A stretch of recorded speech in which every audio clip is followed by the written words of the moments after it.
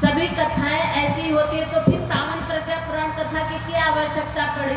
तो हम तो भागवत महापुराण सुन लेते, हम तो राम कथा सुन लेते। तो सुनिए भैया राम कथा, लेकिन पावन प्रज्ञा पुराण की एक विशेषता यह है कि पावन प्रज्ञा पुराण जो इस युग का समस्या है उसका समाधान इसमें निहित है। हमारे युग ऋषि, इनको युग ऋषि कहा, परम पूज्य गुरुदेव को युग ऋषि कहा। युग ऋषि का मतलब क्या होता है? युग ऋषि का मतलब होता है इस युग में जो चल रहा है, जो समस्या है, उसका समाधान जो निकालते उसे युग का ऋषि कहा जाता है। तो आज जो समस्या है वो समाधान प्रज्ञा पुराण में दिया गया है, इसलिए इसे युग का साहित्य भी कहा गया है। और इसे प्रज्ञा पुराण, प्रज्ञा का मतलब होता है अपने अंदर का विवेक जागना, और विवेक को जागृत करने के लिए ये प्रज्ञा पुराण की रचना परम पूज्य गुरुदेव ने किया है। तो मेरे भाइयों बहनों, युग का ऋषि इस प्रज्ञा पुराण को आप सबके बीच मात्र इसी उद्देश्य से लेकर के आए। राम कथा भी आप लोग सुने होंगे, राम कथा में भी भगवान राम के चरित्र का वर्णन है, और भगवान राम भी आए धराधाम पर तो यही दिखाने के लिए कि ऐसे ही जीवन मनुष्य का होना चाहिए।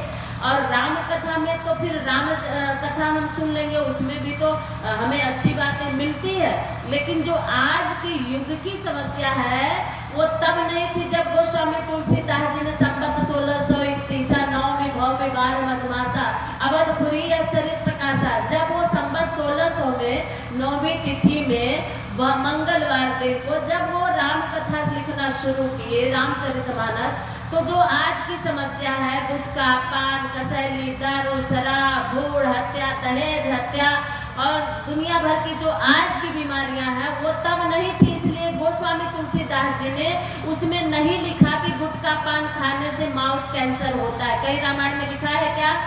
उसमें नहीं लिखा उन्होंने कि शराब पियोगे तो अतड़ी गल जाएगी, फेफड़ा सड़ जाएगा, जवानी में ही राम नाम। गोस्वामी तुलसीदास जी ने रामचरितमानस में इसलिए नहीं लिखा कि तब कोई गुटखा पान खाने वाला नहीं था। उसमें भूड़ हत्या तब नहीं होती थी, इसलिए भूड़ हत्या के बारे में गोस्वामी तुलसीदास जी ने नहीं लिखा। दहेज के लिए बहू को जला करके तब नहीं मारा जाता था राम के राज्य में, इसलिए दहेज हत्या पर उन्होंने कोई लेख नहीं लिखा। ये समस्याएं आज है। आज तब शुगर नहीं होता था किसी को, हाई बीपी नहीं होती थी, तब हार्ट अटैक नहीं होते थे इस तरह से। तो इसलिए भगवान के राज में तो जब राज उनका आया तो उसमें कोई डॉक्टर वैद्य नहीं थे, क्यों? कोई रोग नहीं था। तो रोग आज है तो उसकी दवाई आज के हिसाब से पावन प्रज्ञा पुराण में लिखी गई है। अब ये 5 दिन 4 दिन तक आपकी दवा चलेगी और आप कहेंगे हमें तो कोई रोग नहीं है। आप रोग नहीं अगर है तो हम मनुष्य नहीं है, क्योंकि रोग और आरोग्य, बुराई और अच्छाई दोनों को जब मिलाया गया है, मिक्सर करके ही मनुष्य को गढ़ा गया है। इसलिए हर मनुष्य के अंदर वो खोट है, वो दोष है, वो बुराई है। हर मनुष्य के लिए ये कथा दवाई है। ठीक है, तो पावन प्रज्ञा पुराण आज के युग की समस्या का समाधान